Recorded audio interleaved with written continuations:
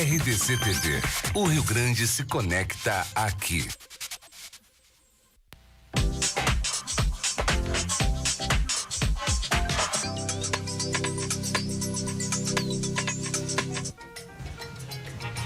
Boa noite, gente. Estamos começando mais um Gourmet da TV, anasaladamente, ou seja, a gripe pegando, se mantendo.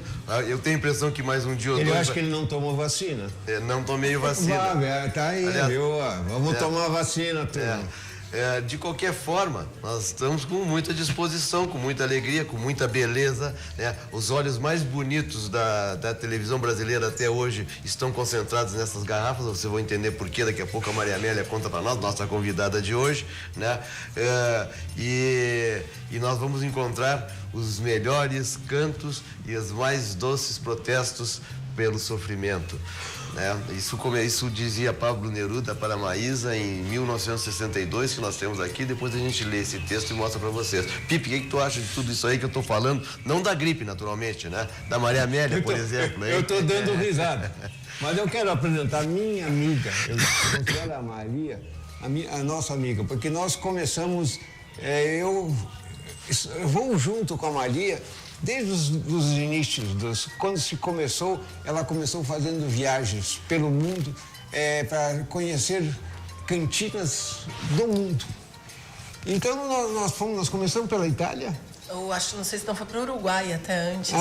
Então nós fomos pelo Uruguai. Depois França, depois Itália. E com isso eu acho que nós já fizemos umas 6 ou 7 excursões pelo mundo, conhecendo as grandes cantinas do mundo. Então são viagens memoráveis que a Maria nos proporcionou o que ela gosta? Ela gosta de vinho.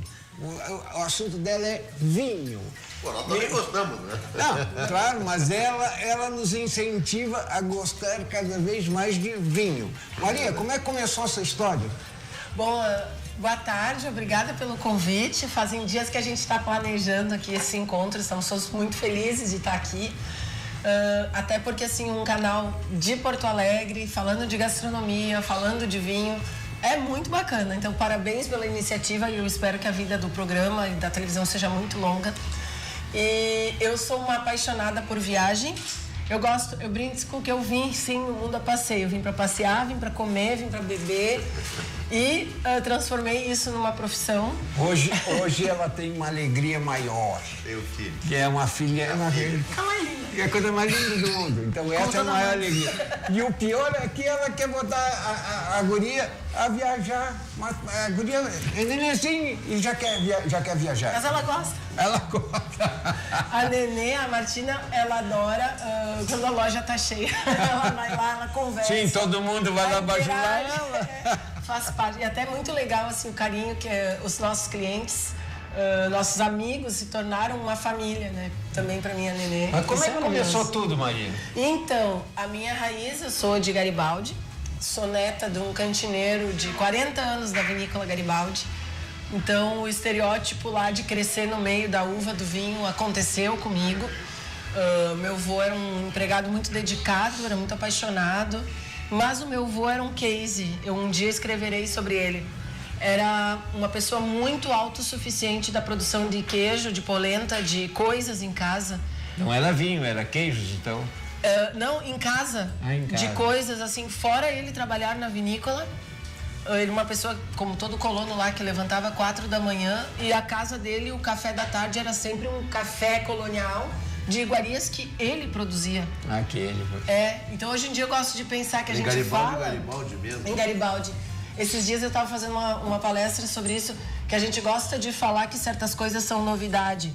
Viajar para ver vinho.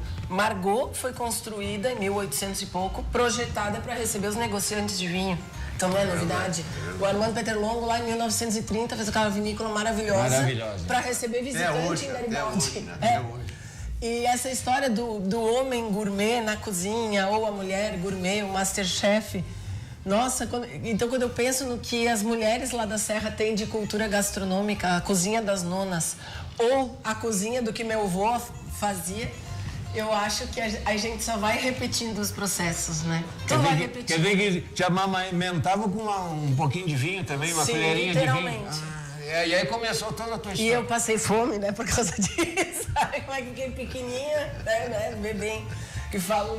Eu não sou a favor de bebida alcoólica para criança, não é isso? Mas na Serra Gaúcha, o tal do vinho misturado com água e açúcar substituiu Era por tradição, muito né? tempo o refrigerante. Porque era muito mais fácil ter vinho em casa do que até suco. Já que hoje a gente vai depois... Vinho que se falar fazia nos porões, né, das casas. no porão de casa, com uma graduação alcoólica mais baixa, claro que com um monte de defeito, com ácido acético, um monte de coisa, mas que, como não se tomava nem num copo tão elaborado para se mostrar, valia. E um vinho com sabor de alimento, com um conceito, com uma postura da mesa de alimento. Isso é um contexto. Era um vinho natural, sem nenhum... Sim. Né, Conservante. sem nada. É, o que fazia que durasse pouco, o que Claro. fazia que tivesse aromas que não eram tão bons Claro. assim. É. Mas é a cultura deles, né? Tinha que E sobreviver. aí lá. você foi para a escola de... Na escola de enologia. Enologia. Tentei trabalhar em vinícola, vi que eu não sou metódica o suficiente para isso, mesmo tendo sido uma aluna... Ela é elétrica. Ela não para nunca. Ela é elétrica. Mas trabalhei em vinícola na Argentina também. Mas como eu cresci dentro do turismo em Garibaldi, meus pais com a pista de Tu esqui. também tem formação Pista de esqui turística? dos teus pais, Meus pais... Meu pai era braço direito de quem construiu. Sim. E acabou sendo administrador disso tudo. Então eu cresci literalmente no tobogã, Exatamente. tudo. Então, Hoje estava parado o tobogã. tá, não, isso já era. Nós vamos Nem explicar existe pro mais. espectador a primeira Como não atração. tinha neve, eles queriam neve. A lá em primeira Garibaldi. atração da Serra como um todo, né, foi em Garibaldi. Garibaldi era uma pequena cidade, na verdade, era no fundo. A estrada passava por cima, Garibaldi era lá embaixo. Eu me lembro quando eu era mais jovem, né? E foi construída a pista de esqui. Né? Incrível isso. Foi na década de 70, eu tenho a impressão. Foi capa da revista Time, a Isso. inauguração da pista Então de esqui foi de marcou a Garibaldi. época na Serra Gaúcha, no lado de É cá. uma quer pena. dizer, E olha, tinha bastante gente que ia lá. Depois se degradou, mas... Isso é um assunto bom. Aí tem que convidar meu pai para vir falar, que sabe toda a história. Mas o nosso debate é assim: a gente tem um lado saudosista muito bonito da pista de esqui. Sem dúvida. Até eu, Maria Amélia, tenho dificuldade de saber descansar, porque trabalhei muito em final de semana por causa de turismo. Mas eu acho que é uma coisa que ficou no passado, ficou obsoleta, ficou insegura. Hoje, nas normas de segurança, como era aquele parque, ele não passaria em nenhuma. Sim, não tinha proteção, não tinha nada. Mas a gente tem fotos lá de um show de acrobacia em aviões, que é uma coisa que a gente olha e diz como alguém deixou isso acontecer. Que eles, nos anos 70, tinham os acróbatas que se penduravam nos aviões, sobrevoando a cidade, fazendo acrobacia, tipo... Que loucura, né? Loucura completa. A pista de esqui fazia luta, tipo Ted Boy Marinho, levava a gente. Então, ao mesmo tempo, isso faz 30 anos, não faz 100, não faz 50. Então, acho que nós vivemos tempos divertidos. Ainda existe lá aquela pista ou já foi Não, desmontada? eles estão com um projeto novo, mas não mais relacional. O esqui ficou na memória. Ficou na memória. Quem quer matar a saudade vai no Snowland, lá em Gramado, que é uma releitura moderna. E como é que foi essa transição para o vinho? Então, eu já trabalhava com turismo, tinha me formado em marketing, em enologia na faculdade, terminei a faculdade com 20 anos, mesmo sendo aluninha nota 10, aluninha boa. Serra Gaúcha olha para uma negra e não vai te dar. Não tô falando tom racista nunca, tô falando eu escura lá, não consegui emprego naquela época. E aí, Mas até nem tinha, né? não, mulher então, Bah, para trabalhar em vinícola, que não fosse filha de quem tivesse uma vinícola, não conseguia emprego mesmo. E hoje Estou as falando- vinícolas, quem manda são as mulheres. Ainda ontem vimos aqui. Tem um longo debate sobre isso. A Amanda porque é dona. Temos um longo debate. A gente tem assim, muitas mulheres empreendedoras maravilhosas fazendo a diferença mesmo. Mas também estamos falando de transições de 15, 20 anos. E que acontecem no exterior também. Mas isso vem da origem do mercado do vinho, que cada um faz para si mesmo, para consumir e bota o filho para trabalhar junto. Quer dizer que você começou então querendo fazer viagens. Eu comecei Ou lá alguma vinícola especial? eu comecei pensando em Vim trabalhar em Porto Alegre na Expand, porque eu queria entrar no mundo dos vinhos importados, para se ter uma ideia de mundo. Expand foi a primeira loja colocada em Porto Alegre. Tinha Vinhos do Mundo também. Vinhos do Mundo, né? A Vinhos do Mundo e a Expand. A Vinhos do Mundo era ali era pequenininha, era ali na... Vinhos do Mundo vinha da supermercado que fechou. João Alfredo. O Armazém dos Importados. Na João Alfredo. João Alfredo tinha. E na época que a Expand abriu aqui em Porto Alegre, ela tinha uma linha de raciocínio e pensamento que ainda tem, que era mais parecido ao que eu gostaria de fazer, que era falar dos vinhos do mundo todo. E isso não exclui os vinhos do Brasil, mas a gente poder olhar para o melhor do que fazia. Então eu tentei entrar no nicho do que é considerado o melhor da enologia. E naturalmente fui fazendo pós-graduação na área de turismo, fui me dedicando para os jantares harmonizados e tal. E eu brinco com os colegas, antes do Instagram, antes do Facebook, antes de muita coisa dessas, a gente montou a Vinho e Arte e começou lá em 2004 a fazer os eventos e as viagens. Foi em 2004? 2004? 2004 Aquela oficialmente. primeira viagem que nós fizemos, que ano foi, será? 2006, a Uruguai. 2006 foi a primeira vez que nós saímos. Eu me lembro, foi um passo-tempo, né? O tempo bárbaro, né? Isso. E me conta aí, o vinho cresceu muito, o vinho está na mesma coisa, caiu? O vinho, eu acho que ele nem necessariamente caiu, nem subiu. Ele estava passando um momento de transição, como tudo no mundo. Nós estamos vivendo uma das eras mais loucas da humanidade, olhando para 10 mil anos de história. Sempre foi assim? Não. Mas nos outros tempos nós tínhamos, o Hitler fez uma guerra, coisa mais louca do mundo. Ah, sim, mas no mundo sentido é é que a louco. gente hoje tem a informação, né? Nós tivemos o mês passado lá na Califórnia, o que se planta de uva e faz vinho. Então é todo mundo maravilhoso. Eu não É conheço. lindo, é lindo. A gente anda quilômetros de um lado e de outro, depois, não estamos nem falando no Vale da Napa, vou falar no Vale anterior, não sei o quê.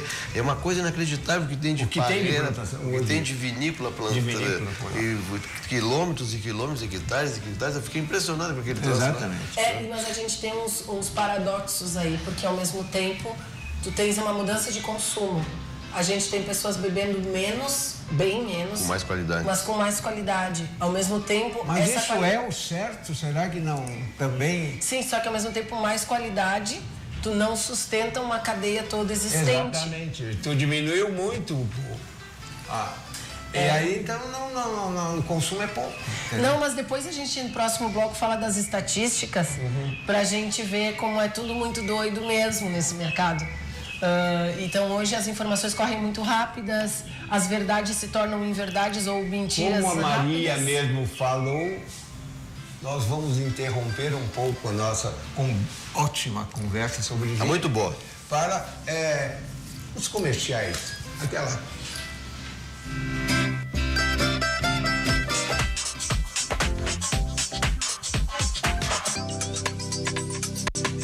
Nós estamos voltando com o segundo bloco do nosso programa de hoje com a Maria Amélia Flores, né, que é a nossa partner do Vinhos e Arte, que é vamos dizer assim, uma criação dela e uma significativa referência nos bons exemplos de viagem, vinhos e gastronomia. Então nós ficamos muito à vontade com a Maria Amélia aqui, com essa simpatia que ela está nos vai fazendo. falar de estatísticas. Gostaste? Gostei dessa. Interessante. Porque a gente fala em volume, né? De Cabernet Sauvignon, Tanás, Merlot, Côte du Rhône. Mas, na verdade, isso no Brasil significa mais ou menos 10% do mercado. De outros 90% dominados por vinhos de mesa. 80%, 90%. Essa estatística, às vezes, varia de um ano para o outro. Sim. E dentro dos 10%, 15% do consumo de vinhos finos, dessa corrente toda, a gente está falando de 10% serem brasileiros. Sim. É nada. É nada, claro. Dentro de um mercado de 200 milhões de nós habitantes. não continuamos com aquela ideia de tomar vinhos comuns que é mais barato, para incentivar desde a criança até... É um paradoxo discutível, porque assim, até cultivar uvas de vinho comum se usa muito menos agrotóxico, a manipulação do vinho é muito mais fácil. Então, valorizar o vinho de mesa brasileiro seria manter o colono no campo. Então, para mim, o iceberg é bem maior do que só uma tacinha de vinho ou não. E aquilo que a gente comentava aqui nos bastidores, a mudança de hábito das pessoas. Então, o vinho pulou de um alimento da mesa, da época do vovô aqui que eu citei, que no café da tarde tinha um pouquinho, no almoço tinha um pouquinho, para uma bebida aliada a momentos românticos, a momentos gastronômicos, a momentos sociais. Que o vinho hoje aqui se toma geralmente à noite. E tem que ter rolha, tem que ter o ritual, tem que ter a comida. A gente está falando de algo totalmente diferente de um consumo de vinho nos anos 80. E o imposto do vinho comum é o mesmo do vinho? Eu não tenho conhecimento tanto da tributação, mas eu sei que o imposto no vinho brasileiro é bastante pesado de uma forma geral. Agora, no vinho bom, a garrafa é mais cara, o custo sempre fica maior. E a gente tem nos outros países uma indústria muito mais dependente do mercado, independente do vinho, em relação à brasileira. Uma vez um amigo nosso falou criança forte e criança fraca. No Brasil, a indústria do vinho é uma criança fraca, porque ela não é tão representativa. Mesmo parecendo grande, nós somarmos a produção de todos os espumantes do Brasil, todos, nós vamos chegar em menos de 30 milhões de garrafas anual. E o espumante cresceu, hein? Aqui. Sim, mas mesmo crescendo não dobrou ainda. Não dobrou? São menos de 30 milhões de garrafas o Brasil inteiro produzindo.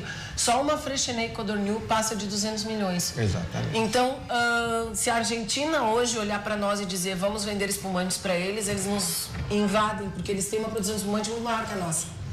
Então, hoje eu acho que nós ainda estamos lidando com uma indústria bebê. Nós ainda temos coisas a evoluir, seja em tributário, seja em qualidade de produto. Mas é uma indústria... E organização também? Muita. Porque eu vejo ontem a menina falando que eles produzem 100 mil garrafas. 150 mil. 150 mil. Não é grande produção, né? Não, mas então nós mas parece que é uma grande produção. É e não é. O Ademir Brandelli da Dom Laurino mesmo, até sugiro, convido ele uma hora que vai vir com muito orgulho.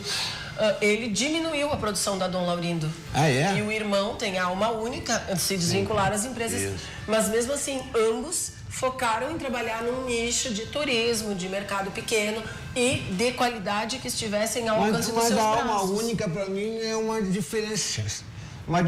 Olha o seguinte, que ela é muito bem conceituada com uma produção pequena. E todo mundo, eles fazem um marketing muito bem feito. E eles cresceram. Então, voltamos para o assunto. Nicho, mercado, a quem tiver disposto a pagar 60, 80, 100 reais a garrafa.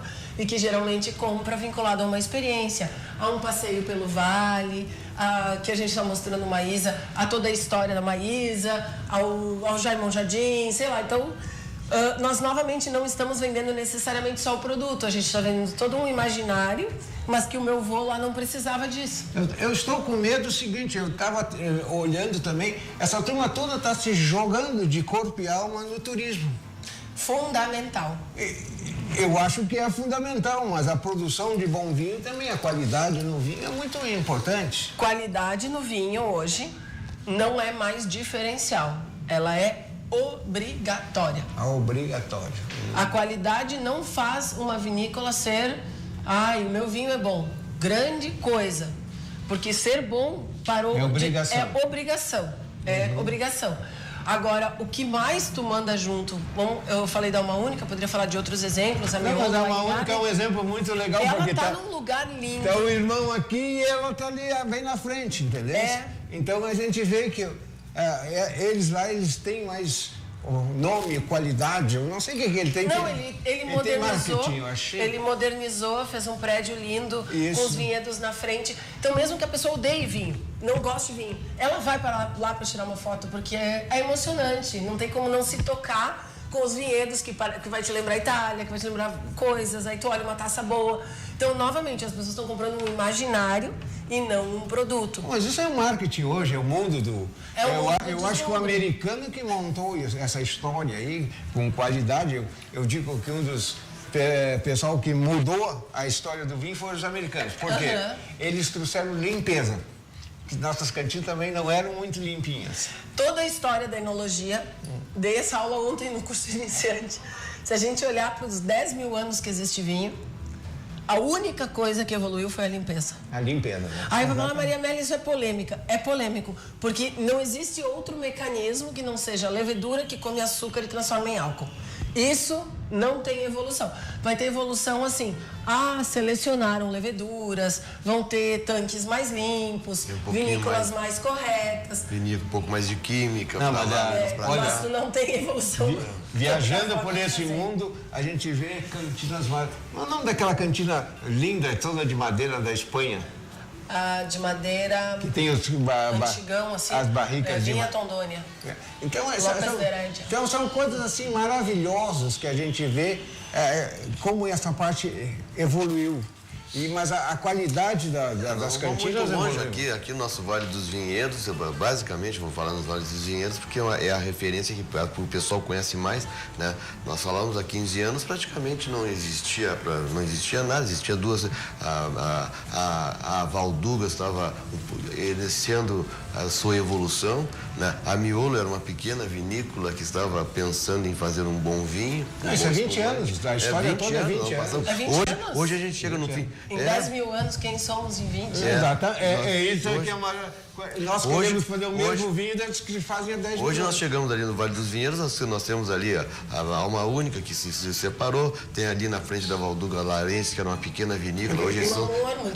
Hoje nossos amigos, inclusive, um dia vão vir aqui também, eles foram evoluindo, estão aos poucos criando qualidade. E há espaço para todos. Há espaço. Muito e qual é hoje a uva que mais se sobressai nas nossas vinícolas? Eu não gosto de falar de uma uva específica, por exemplo, assim, Taná na campanha vai muito bem, mas vai muito bem porque há 150 anos enfiaram essa uva no Uruguai e passaram a entender, em 150 anos, se não aprendessem como plantar... Mas é uma uva mais forte. Claro, mas assim, tiveram que... O tempo do vinho, nada é de ontem para hoje. Claro. Então, no Brasil, os nossos espumantes, há 110 anos, os Peterlongo começaram a bater cabeça em cima de levedura, em cima de champanhe e fazendo champanhe, não era espumante. Eles fazem champanhe. O Manuel fez champanhe, o Armando tirou a palavra champanhe, depois Getúlio Vargas sugeriu para botar de volta.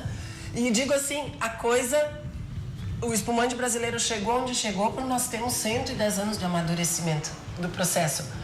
Então, eu acho, às vezes, muito perigoso aqui no Brasil o tal dos modismos, porque aí a Merlot do Brasil é a melhor. É a melhor aonde? É a melhor com quem plantando? É a melhor com que tipo de cuidado? É a melhor para que paladar? Nós temos uma vantagem em relação aos europeus. A gente pode testar coisas novas. Eles, com as denominações de origem fechadas e lindas, tradicionais, não podem Essa é uma verdade novas. Que a gente tem que pensar. A gente pode Nós estamos tentando. até achar o caminho. E qual é a uva que está mais... Então, Taná se ouve muito bem, Merlot se ouve muito bem, as brancas que resultam nos espumantes vai muito bem, mas se tem surpresas no terroir da campanha gaúcha de várias coisas. Ali na Serra se tem também coisas espetaculares surgindo, tanto que a denominação de origem Vale dos Vinhedos, ela catalogou muito bem essas uvas que se adaptaram bem. E claro, o consumidor pede, e no Brasil tem bons Cabernet Sauvignons também, né? Tem que olhar. Sem dúvida. Os moscatos vão muito bem. Os moscatos vão bem? Muito bem. Olha só, e isso é uma outra briga que eu tenho no mercado. Nenhuma bebida tem tanto preconceito em cima quanto o vinho. É verdade. Não tem tanto rótulo que a gente bota no próprio consumidor quanto o vinho. Se o cara toma vinho doce, a gente... porque ele toma vinho doce, ele não entende.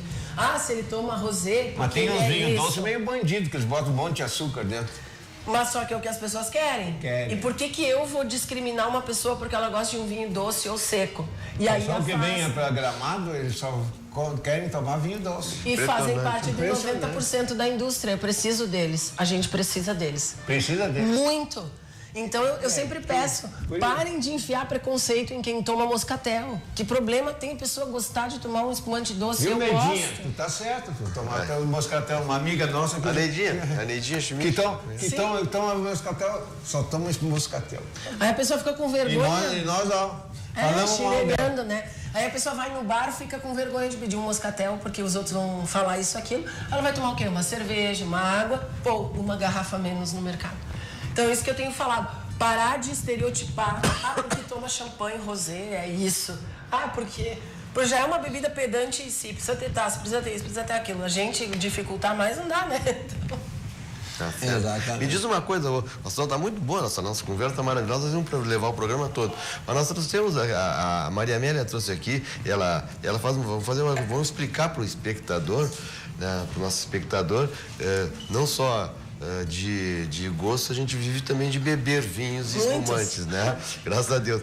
E tu tens uma característica especial no teu comércio, na tua loja, né? Com relação a esses vinhos que são produzidos pelo Mon Jardim. Isso. Né? Então conta para o espectador que não sabe. Por que o Mon Jardim veio para o Rio Grande do Sul?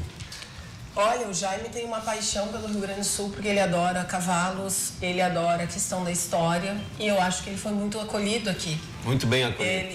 Então, quando a gente olha para as novelas do Jaime, que são muito a alma dele, assim, muito introspectivas, reflexivas, o jeito que ele trabalha a luz, os personagens, vê o carinho que ele tem aqui.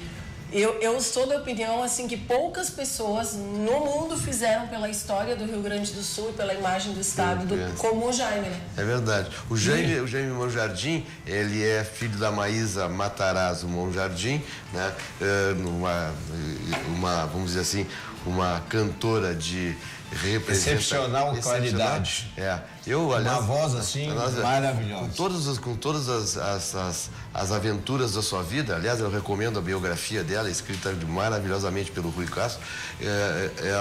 Ela nos trouxe um exemplo de uma era na música brasileira e deixou uma representação. E a representação chegou no final ao vinho. Vamos evoluir nessa conversa do Jaime Mon Jardim, seu filho, diretor de cinema, essa coisa toda. E aí o Jaime estava lançando o filme O Tempo e o Vento e nós fizemos um trabalho com a Associação Vinhos da Campanha na época. Sim. E fomos fazer um trabalho nos cinemas e dali surgiu uma amizade muito grande com ele, muito verdadeira. O Jaime é uma pessoa muito importante para nós.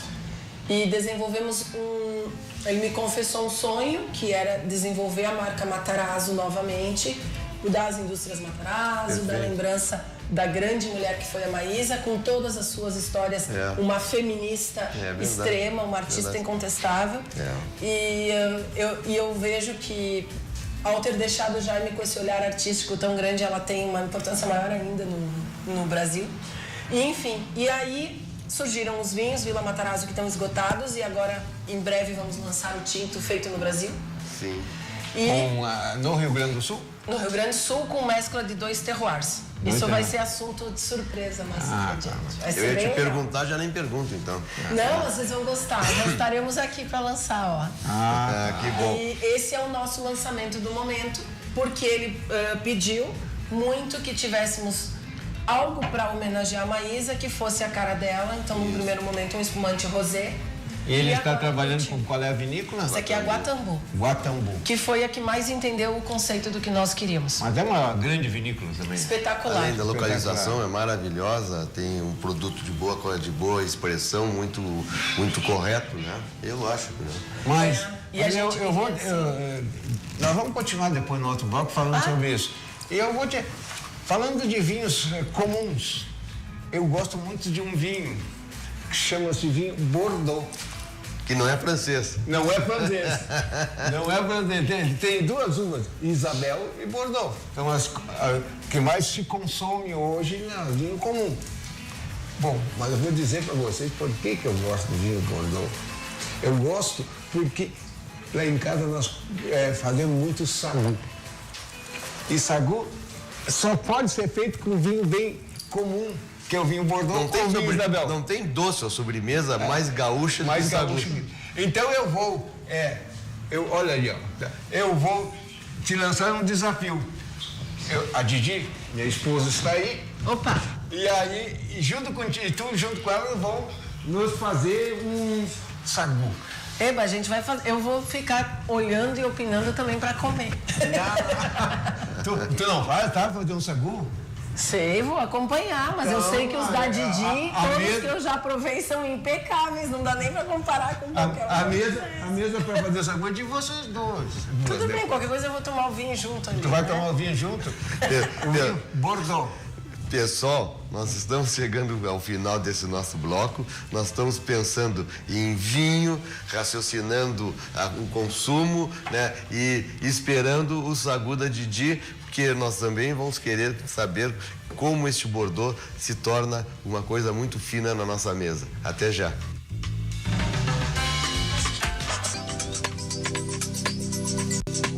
Nós conseguimos eliminar a ala feminina daqui, porque nós somos abraçados na Maísa, né? Ei, Maria Amélia, mas a Maria Amélia não fugiu, ela está ali ao lado da Didi, vocês começando Essa minha grande amiga. Nós aceitaram o nosso desafio de fazer um sagu. Tudo com vocês. Boa noite a todos. Em homenagem à Semana Farroupilha, nós vamos tentar, né, Maria Amélia, fazer um vinho, uma sobremesa tipicamente gaúcha, que ela... qual é o tipo de vinho? É o Bordeaux, Colonial. colonial, o mais frutado possível, né? Então, Para mim tem que ser o Bordeaux. Bordeaux tem mais cor, né? Tem mais cor, ele fica, o sagu fica mais forte. É que até para explicar, Bordeaux, no caso, é o nome da uva comum, é o estilo. Então, assim, existem outras uvas, como Isabel e etc., pode ser mas também. que elas talvez não tenham a intensidade Elas de não dão cor. Que isso. Tanto que se Por a isso pessoa. que para mim o Bordeaux é o melhor. E se às vezes a pessoa tem restrição de fazer com vinho, tem já receitas fazendo com suco, mas que suco seja feito. Muitas vezes Bordeaux. a gente mistura assim, eu não gosto de muito doce. Então a gente mistura suco com o vinho, mas eu prefiro de vinho puro. Porque eu ainda, depois de pronto, ainda boto um pouquinho de vinho. Mas é que às vezes, por que eu comentei isso? Que às vezes a pessoa pega o suco de caixinha e acha que dá. Não, tem que ser aí o suco integral. Ele fica sem cor nenhuma, né? Ele vai ficar com a cor, o suco né? não fica igual, o Claro sagu que não. não fica o mesmo. E né? se for suco, tem que ser suco de uva Então Bordeaux. a gente vai tentar fazer a tal de receita, vamos lá. Uma panela, eu uso uma garrafa, vamos colocar, olha a cor dela. Eu coloco Parece café preto. uma garrafa de vinho tinto. Bom, colocado o vinho. Aqui é o sagu, famoso sagu, que ele é feito de tapioca e ele tem um amido extraído da nossa raiz de mandioca. Então, eu uso uma medida, a mesma medida de água. Eu vou botar a água primeiro, eu coloco tudo junto. Meia de açúcar. Tem gente que não gosta muito de botar açúcar, mas eu não consigo fazer sem açúcar. Eu uso metade do açúcar. E aqui vai o nosso sagu. Muito difícil de fazer. Muito difícil. Mas eu preciso aprender para que no dia que o Capitão Rodrigo chegar, já que a semana é farroupilha, né? Mas o segredo desse doce aqui é o seguinte: nós temos que deixar crescer essas bolinhas. As bolinhas são assim. Elas não ficam no molho. Elas são pequenininhas. Elas não ficam no molho antes? Tem gente que faz e bota Tem na diversas geladeira, receitas. tira o amido, mas eu adoro A o Diana amido. faz isso depois de ferver, ela deixa bastante tempo numa hora. Eu E deixo tem outros agora. que põem o sagu de molho para ele crescer fora. É diferente. Variações. Inclusive, lá no União, você faz um sagu muito lindo, que era Não sei como é que tu do faz. Saulo Duarte. A Valéria. E a Valéria fazia muito também. Ficava muito bonito, mas ela deixava crescer. Ela deixava crescer e levava Esse ao gelo sagu do a dia pro gente outro. vai mexendo aqui até ele ferver. Assim que ele ferver, eu desligo e vou deixar as bolinhas crescerem. Aí que vem o meu segredo. Tem gente que faz diferente. Eu deixo aquecer bem o vinho. Tu coloca daí esse tempero que é As especiarias. A canela tu Bom, coloca as agora ou especiarias dá para se colocar antes ou depois. Depende de quem gosta mais. Didi, não coloca cravo demais porque fica muito forte. Ela tem, lá em casa é assim a nossa briga. Eu pego um monte assim, Ela ó, pega um e monte coloco. de cravo e o cravo é forte, né? É forte. E eu tenho minha. Eu não gosto. Aí Então- de vez em quando eu mastigo. Então eu aconselho o seguinte: coloquem as especiarias depois, no final. Sim. Quando No estiver final. fervendo. Porque eu aconselho a colocar uma canela. que eu acho que Pra aqui essa é mais medida, forte. uma canela de Uma canela. Um pau de Vou colocar. canela. Eu já vou colocar. E assim, ó, algumas. Não precisa ser muito. Ó, umas 6, 7, tá bom. Não vai Agora ficar. deixamos... Acho que isso completa a nossa receita. Deixa ferver. Quando ela ferver, eu desligo. Maria, vamos continuar aí. Um vinho como esse, tu disse que é muito vendido? Um dos mais vendidos, mas ele é vendido também de várias maneiras, né? Muito para uso culinário, ele pode ser adoçado, né? Se vende muito como vinho suave, então se olhar para o consumo norte, nordeste do Brasil, se consome muito. Ele sai daqui de pipa, de caminhão-pipa, muitas vezes. Em alguns casos, mas tem vinícolas ali em Santa Catarina, Paraná, que também fazem já com uvas da própria região. E o que, por exemplo, produtos como espuma de prata, nós estávamos falando sobre Keep Cooler ontem, numa outra palestra que eu fui para fazer para estudantes lá na Serra.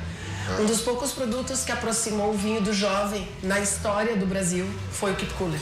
O Keep Cooler, né? Sim, porque era uma Mas embalagem... hoje ele está meio desaparecido. Tá, mas aí é que tá a nossa mania de penalizar sempre por baixo qualquer pessoa que beba um produto que tenha uma característica assim.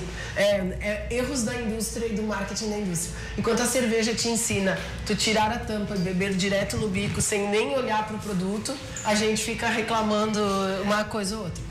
E esse tipo de vinho colonial, principalmente os brancos, vão muito naqueles cortes também, como espuma de prata, gotas de cristal, que a gente também desmerece, mas na verdade tem um espaço no mercado gigante. Então A gente não se dá conta disso, né, Maria Amélia? Muito. Cafés colonial em Gramado, todos Mas o espumante não está tomando conta desse Mas nós nicho de produzimos mercado? 30 milhões de garrafas de espumante, toda a serra, Salton Miolo, Peterlong, Chandon, todo mundo soma 30 milhões. Não é nada. Vamos supor que agora toque uma sirene no Brasil e cada brasileiro saia e tenha que comprar um espumante. Já não existe mais, não temos. Então, ao mesmo tempo, é importante fomentar que cresça e que se qualifique mais o espumante brasileiro.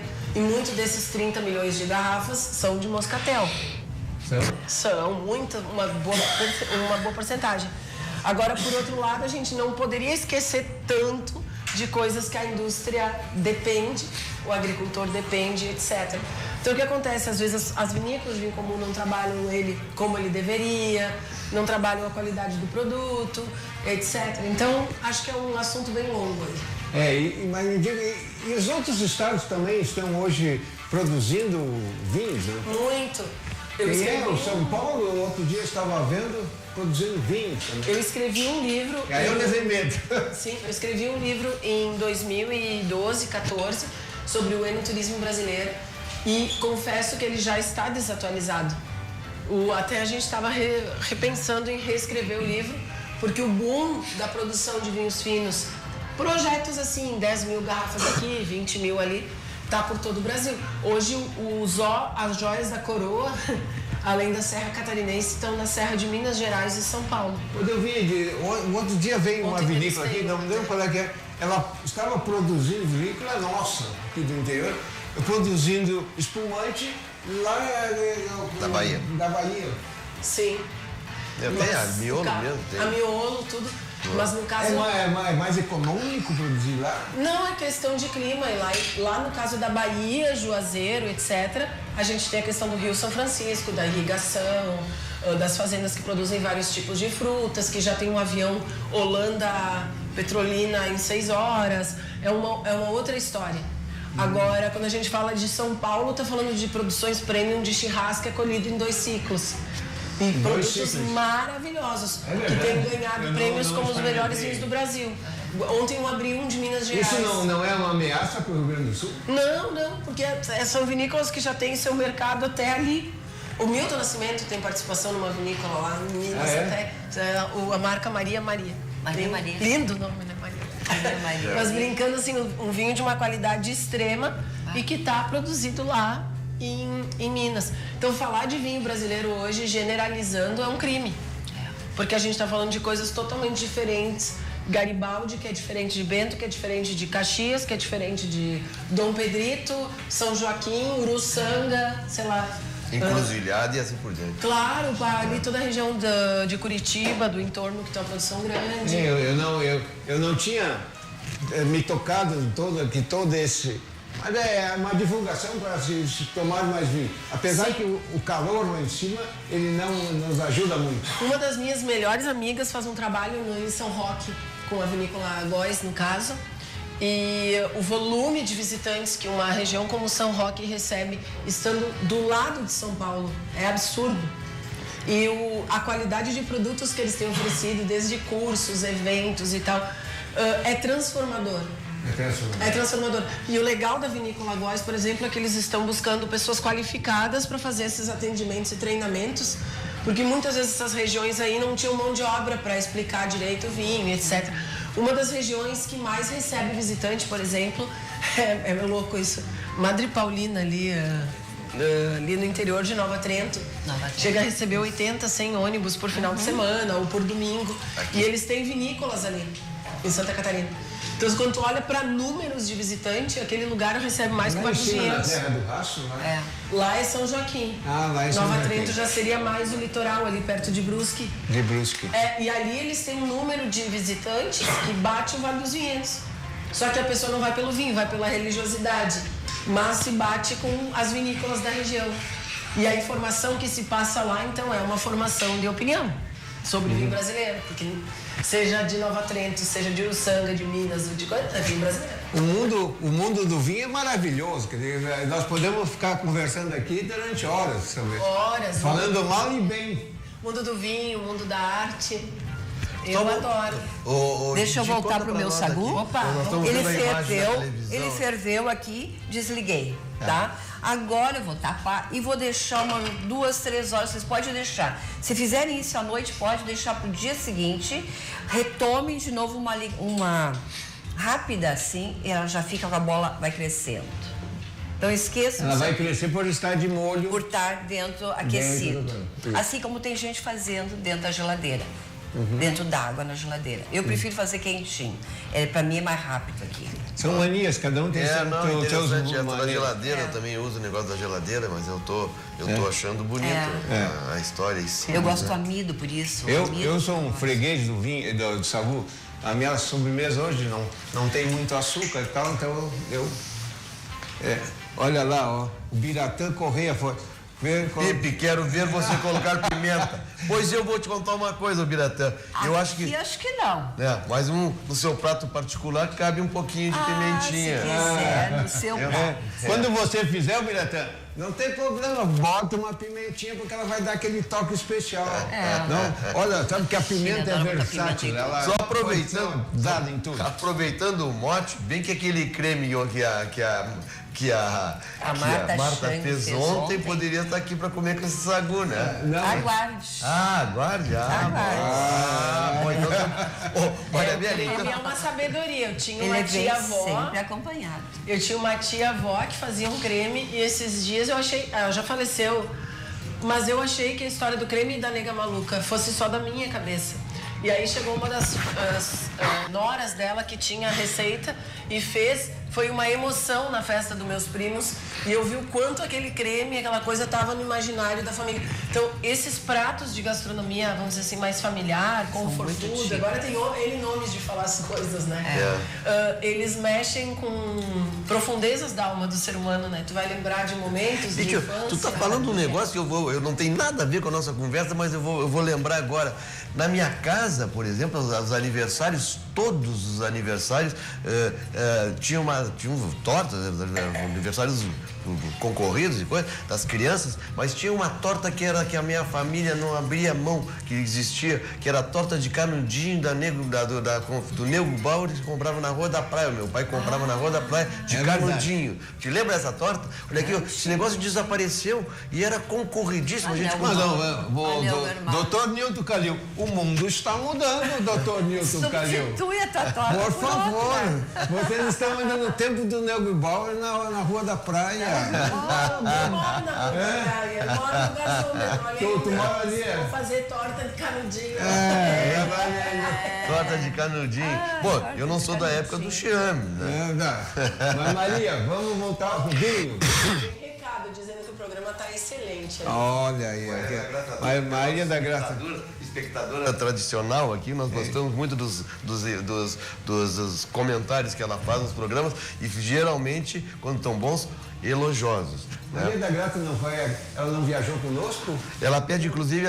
Não, eu não me lembro, mas me ela pareceu pede, pela inclusive, a receita fotografia do sagu na tela, se for a possível. Isso aí, Maria da Graça, serviu? É que a gente estava falando tanto de histórias, né? Isso. Histórias do vinho, histórias da gastronomia. Isso. E eu tenho falado muito isso nas palestras e cursos, que nós estamos sendo um pouco egocêntricos, querer olhar para a indústria do vinho só com a realidade de hoje, ou com o grau de exigência, porque qualquer coisa, isso passa por restaurante e por vinícola. O cara, sem querer, naquele dia estava de mau humor, te tratou mal, aí a pessoa já vai na internet, já destrói o lugar, e já escreve, já ofende. Gente, nós estamos passando uma evolução de história, de tudo, que é muito delicada, né? E aí, quando a gente busca uma coisa tão simples quanto um sagu bem feito na nossa infância, traz um alívio, as pessoas dizem, me reencontrei, né? É verdade. E essas histórias refletem no vinho também. Bom, o vinho, nós vamos, de qualquer maneira, essas 30 milhões de garrafas de espumante que o Brasil produz, nós pelo menos uma nós vamos derrubar hoje. Né? Temos que beber. Mas tu tá doentinho, tu não pode. Isso não faz mal, né? Isso não faz mal. Nós temos que a lenta não precisa ficar tão sacrificada assim, né? Mas nós temos tido, vice Maria Amélia, nós temos tido aqui o cuidado de sempre ter a possibilidade de brindarmos com um bom vinho, um bom espumante, porque essa estatística faz parte. Nós temos que mudar para maior consumo, né? Bom, Pipe, como é que nós vamos continuar agora no segundo bloco, terceiro, último bloco? No último bloco, passou o tempo passa rápido. Depressa esse programa. Mas daí nós vamos falar principalmente de viagens de Maísa. Perfeito. E a Didi vai terminar o sagu dela também. Tá perfeito. Então acho que logo nós estaremos de volta. Nos esperem.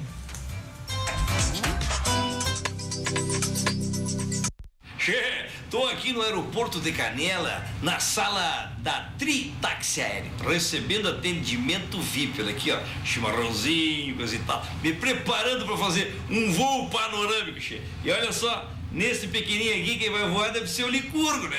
Que barbaridade.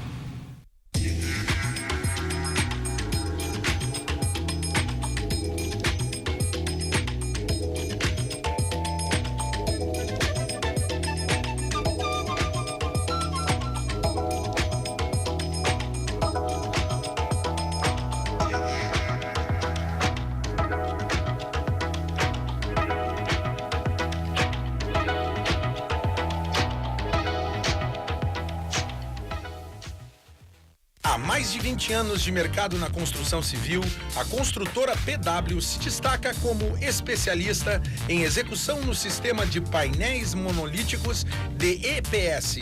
Os painéis monolíticos em EPS são indicados para a construção de edifícios, residências, escritórios e indústrias.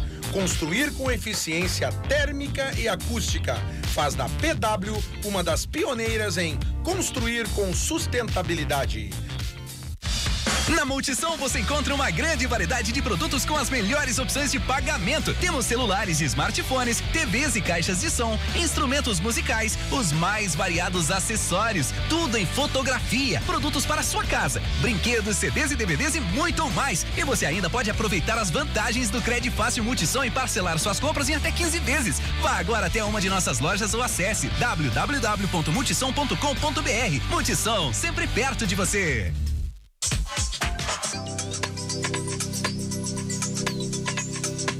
Calil, olha aqui, ó. Pra ti, tu que é especialista, Não há, abrir essa aí. Não há gripe, não há gripe que resista. É cura.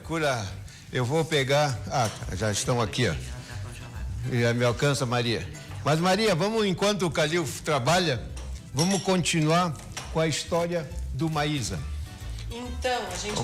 Como foi produzido, onde... conta... Qual é o sucesso do Maísa? Maísa, a gente escolheu a Vinícola Guatambu pelo link todo feminino que tem, a Gabriela, as gurias lá. É uma vinícola administrada por mulheres, tem uma história no Pampa que eu acho que tem muito a ver. Isso aí que eu tô preocupado.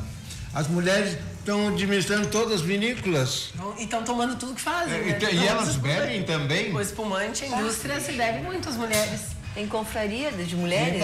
Muito, né? Mas daí eles tomam vinho. Você não repara na categoria Eu vi. Não, toma de tudo. De tudo? Tá. E qual é, assim, a sensação do rosé? Então, assim, aqui a gente trabalha... A uva Gewürztraminer está presente neles, né? Ah, Degustaminer? Isso, a Gewürztraminer é um Então traço. ele é bem adocicado. Não é doce, mas ela é leve.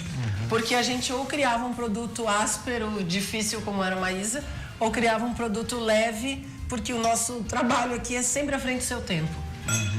Maísa era uma mulher à frente do seu tempo lá nos anos 60, 70, e nós tivemos essa visão nos espumantes aí também, mesmo ele tendo essa cara mais retrô, assim, sem cápsula, etc. Mas está sendo uma aceitação muito boa, é um produto que a gente tem com exclusividade lá na Vinho e Arte, são partidas de só na garrafas. exclusividade lá. Por Quantas enquanto, garrafas sim. foram feitas? São 1000 de cada. 1000 de cada. Que Eu junto não tem a consegui, cerveja. no lançamento desse ano, apesar do convite, a gente está sempre cheio de compromisso, acaba não podendo ir. Foi lindo. E eu até procurei isso, eu ia te ligar, inclusive, para saber onde é que se comprava além da tua loja. É por enquanto lá, porque a produção realmente é muito pequena. Muito pequena, né? Mas agora a gente está até, provavelmente semana que vem vai levar para o Rio de Janeiro, umas coisinhas aí. Então tá bem. Legal. A Maria sempre inventando. E nós Se ela não fizer isso, ela não é a Maria. Exato. E aqui o brinde, Maria, é o seguinte, não é no final, é durante, porque é para poder se beber mesmo. Opa! E o sagu já ficou pronto. Claro, né, gente? Sempre ele é servido com um pouquinho de creme, que eu acho que faz parte, né? Ai, tá tão lindo. A cor dele ficou bonita. Aí eu gosto assim, olha as bolinhas dele bem graudonas, assim. E crescer. Crescer. Eu ainda coloco um pouquinho de vinho tinto. É mesmo? É verdade. Não. E Bordeaux, Maria Amélia, por favor. E qual é o futuro do nosso vinho? O que tu pensa que vai acontecer? Hoje em dia a gente não consegue pensar em futuro. Não? Não, eu falo isso polêmico, viu? Não dá pra pensar em futuro. Porque a gente tá vivendo a geração do momento. Que as pessoas querem viver um momento, e acabam, como é que você deixando a gente um pouco tontas no que elas querem. Então, às vezes, o consumidor segue muda da noite pro dia. Isso, mas o vinho em si não se muda da noite pro dia. Porque o vinho precisa que o vinhedo se desenvolva, que se faça a fermentação, que se guarde na barrica e blá, blá, blá. E isso leva 5 a 10 anos. Então, mudar uma moda de um dia para o outro no vinho requer 10 anos de trabalho. Mas existe alguma outra bebida que está fazendo frente muito forte? Quem está fazendo frente na onda gourmet e que eu acho muito positiva é a cerveja. A cerveja. E aqui em Porto Alegre, por exemplo... Nós já trouxemos o pessoal que faz cerveja aqui. Cerveja artesanal. Eles estão muito entusiasmados. É um boom, né? Cerveja artesanal é um boom. Mas eu tenho receio da moda passar, espero que não, porque é um produto que o brasileiro já está mais acostumado a beber do que vinho, né? E como é que está o vinho no mundo? O vinho no mundo passa uma crise grande. Também? Sim, pela mudança de hábitos alimentares, como a gente vinha falando antes aqui. E qual é o país aí que tem maior consumo hoje? É a França ainda? Eu acho que é França e Itália, Portugal ali. Mas os chineses também estão chegando lá. Os chineses estão chegando na produção de vinhos como número 1.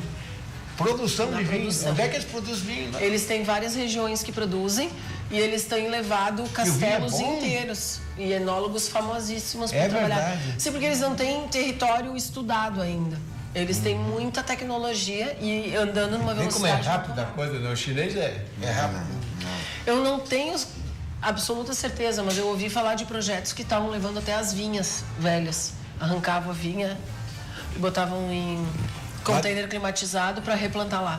Mas os países mais tradicionais ainda é Itália, Portugal, França. E França. Isso, Espanha. O que eu li Espanha. também, que eu acho super legal, é que o consumo de vinho na França ele é alto já por cultura, mas que muito se deve ao turismo. Que quem chega lá quer tomar vinho nacional. E é um país que recebe 50 milhões de visitantes ao ano. Se cada visitante beber 2 garrafas, já são 100. Nós já temos 1/3 do consumo no Brasil. É incrível, a gente que tem essas experiências de viagem na França, em qualquer cidade francesa que a gente, com alguma característica de habitação, expressiva, mas Paris é o caso típico. Qualquer canto que a gente encontra num daqueles armazéns pequenos de rua, e tem vinho, uma prateleira enorme de vinho, com todos os preços. Ali nós estamos falando de qualquer lugar, todos os preços, de 5 euros a é uma cultura milenar. Centenária. Sempre beberam vinho. Então, é nesse ponto que eu gosto de bater ultimamente forte. Nós estamos falando de países que cresceram vendo os pais, os avós tomarem vinho assim como comem pão, que quebra com a mão e etc. Aqui no Brasil se construiu a ideia de que vinho é coisa de elite, coisa do patrão, coisa de gente arrogante. E o hábito se tinha era aqui mesmo, o hábito se tinha era aqui, né? Então o consumo de vinho, quando a gente olha para a Serra Gaúcha, é uma coisa. Quando olha a nível Brasil, se criou uma imagem pedante da bebida. Então, às vezes, eu tenho medo do excesso da gourmetização, eu falo para os colegas, é lindo a gente falar de harmonização, mas é um nicho. A nossa própria produção, nós estávamos falando há pouco das nossas vinícolas, que estão se transformando em boutiques, muitas delas, né? Estão se dividindo, né? Ela tem essa característica de poder prejudicar esse conceito de volume, de consumo maior, né? Eu acho que é isso que tu está falando, né? Sim, exatamente. Eu vou te perguntar em cima, nessa sequência, né? Nós falamos antes do programa e eu achei interessante a tua colocação. A gente tem uma cultura muito aproximada, quem conhece muitos anos, eu particularmente conheço, a questão da Argentina, no consumo da Argentina. Eu me lembro daqueles vinhos pesados que eles tomavam lá, sempre, em qualquer restaurante o vinho era com água. Né? Meu pai, a gente sentava com ele em Buenos Aires e tomava vinho com água. Né? Como é que está o consumo? Como é que é o negócio na Argentina? Caiu muito, ele caiu de forma brutal. Eu queria chegar aí. E ele até foi matéria, acredito que foi do Estadão, meses atrás, porque eles estão realmente com um número preocupante. Além da economia na Argentina, infelizmente, está um colapso. É um problema. Eles caíram de 50 para 16 litros por habitante. E muito desse número é contra 40 para 16. Mas isso não vem em função do aumento da população pobre? Também? Não. Vem por uma mudança de hábito. Eu acho que hábito, porque se a pessoa gosta de um determinado assunto, ela vai dar um jeito de seguir consumindo, seja um mais barato e tal. O que acontece é que eu morei na Argentina uma época. O argentino tinha a siesta, que ele dormia, ele tomava vinho com água, e aquilo, voltamos para o nosso assunto, era o hábito alimentar. Nós não tínhamos a taça adequada que mostrava o aroma. Copo, muitas vezes. É um copo que dá e vai, porque ele é para tomar junto com a comida. Então, hoje em dia a gente migra para essa gourmetização toda, e o nicho que era acostumado a estar consumindo sempre, não. Está morrendo, está com idade avançada, não pode mais beber. Além do Brasil, crescimento de cultura de não beber, igreja evangélica, etc., porque eles restringem. A religião restringe também. Isso no Brasil também está impactando em várias bebidas. E a outra história é o modo de ser mais fitness, então as pessoas estão realmente escolhendo o que elas vão beber, estão escolhendo o que elas vão comer, estão mudando hábitos de janta, almoço. Eu particularmente pratico minha ginástica, mas sem vinho não, né? Sem vinho não, né? Eu sou uma pessoa fit. Levanto o copo, tem que controlar tudo. É uma beleza. Eu acho que o mundo do vinho é maravilhoso e hoje todos os países estão se mandando para lá. Quando tu viaja, você vê isso. E o vinho é uma coisa milenar que vem do tempo dos gregos, dos romanos, ou antes ainda.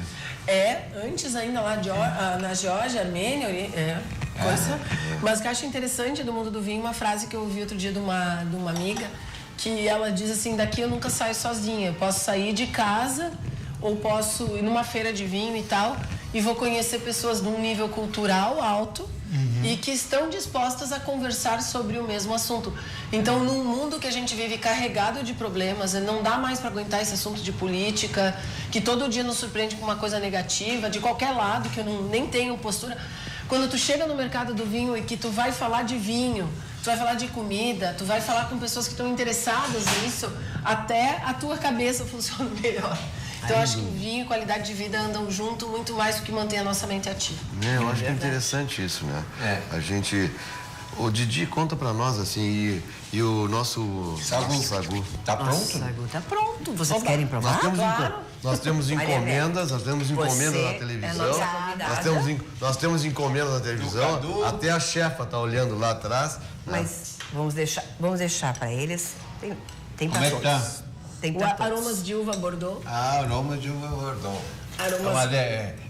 Eu acho que é importante, é muito importante a gente, o sagu com uma comidinha assim, com uma sobremesa para complementar. Como a gente já vai tomando um vinhozinho, já então come um saguzinho. Como eu te disse eu ainda coloco mais um pouquinho de vinho tinto aí, para ele ficar mais, essas bolinhas ficar boiando no vinho. Flutuarem. E é interessante que ele não tá muito doce. Eu ia dizer exatamente Tá a uma mesma delícia. coisa. Maravilhoso. Não tá agressivo, não tá? Segundo o médico dele, disse que é para mim fazer com adoçante. Ai, com adoçante ficou horrível. Com adoçante ficou horrível. É melhor não fazer. Sem uma adoçante, delícia. porque com adoçante não dá. Mas a esperança existe, então, que nós... Total. Então, olha só que encontro bonito. Tu vai lá na Serra Gaúcha, na minha cidade de Garibaldi, ó, já tô eu fazendo propaganda. Recomendei um hotelzinho lá. Maravilhoso. Como é que é o nome do hotelzinho ali? Tem o Casa Curta, que O tá Casa uma Curta. delícia. O Hotel Casa Curta é uma delícia da gente parar. É um marco. Tem duas coisas, o Casa Curta e a Peter Longo são duas situações que não se abre mão em Garibaldi. Uma delícia. Texto de... né? É o Brasil que eu quero. E tá com o centro histórico todo revitalizado. E nós temos hoje em Garibaldi, a gente adora fazer essa análise lá, o povo meio assim, feliz com a cidade. A gente tem alguns dos melhores restaurantes da Serra, todos em Garibaldi, que é a Casa de Paolo, a Galeteria, a Trattoria Primo Camilo, a Ostaria Casa Curta, o próprio Rústico. restaurante da Osteria, da casa do hotel, Sim. da Casa Curta, então, assim, maravilhoso. Tu já tem a Odete Betu lá com a Osteria della Colombina. Então, Aliás, o Betu, tu conheces o Betu? Ela tu tem que trazer aqui. O Betu nós temos que trazer aqui. É uma figura. É uma figura, o maior conversador que eu conheço de vinho. E a irmã dele para cozinhar aqui. Cozinha muito bem. É muito boa. A La Colomba é o restaurante dela, ali perto. Colombina, né? A Colombina. Ela faz a pombinha de pão. Faz a lá. pombinha de pão. Sim, ao mesmo tempo que tem a família Vaccaro. Então, Garibaldi virou um polo gastronômico. Sabe o que nós somos falando da Vaccaro? Nós, lá no União, nós somos no União Cooks. A gente sempre fala no União Cooks porque nós estamos muito vinculados, né? Todos os anos, há 10 anos, nós fazemos uma visita em fevereiro na Vaccaro, né? E então nós vimos aí, é o que nós falávamos, pessoal, nós sempre trazemos o pessoal da Vaccaro aqui. Nós falávamos a respeito da evolução dos nossos vinhos, né? A Vaccaro é uma familiar. Sim, é uma delícia. É uma delícia. E que nós vamos lá Faz isso aqui que é muito bom, entendeu? Era nisso que eu queria chegar. Nós vamos rodar na melhor gastronomia, mas no fim sagu faz vai parte. ter um saguzinho lá bem feito com as A mãozinhas. Vaccaro faz um frango inteiro assado. Que delícia. É uma delícia. A gente pegar com a mão assim. no forno de lenha. No forno de lenha externo, inteiro recheado, maravilhosa. A nona lá é craque. Logo que eu ganhei a bebê, cheguei em Garibaldi e pedi a teleentrega do Primo Camilo. Eu disse, eu quero os tortéis. Depois de passar 3, 4 dias de hospital, aquela comidinha, eu botei até no Face, eu quero o tortéi do Primo Camilo. E até essas coisas, né? Essas coisinhas que tem na minha E o cidade. melhor é o molho. O molho de queijo ali, uma delícia.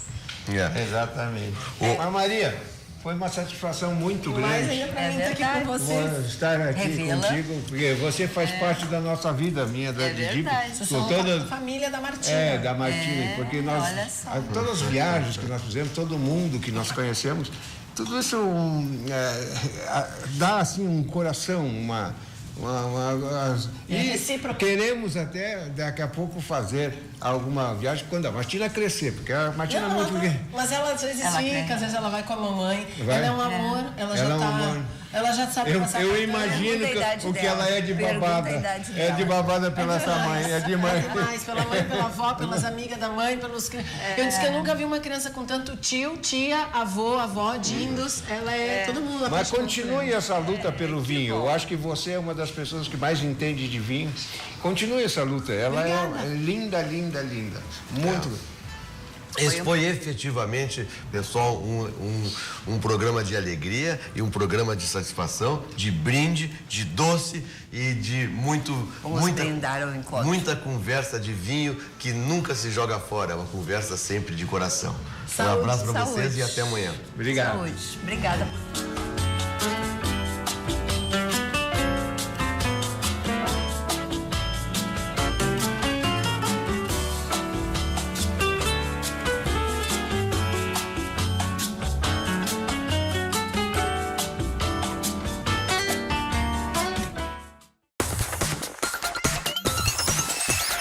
RDC TV.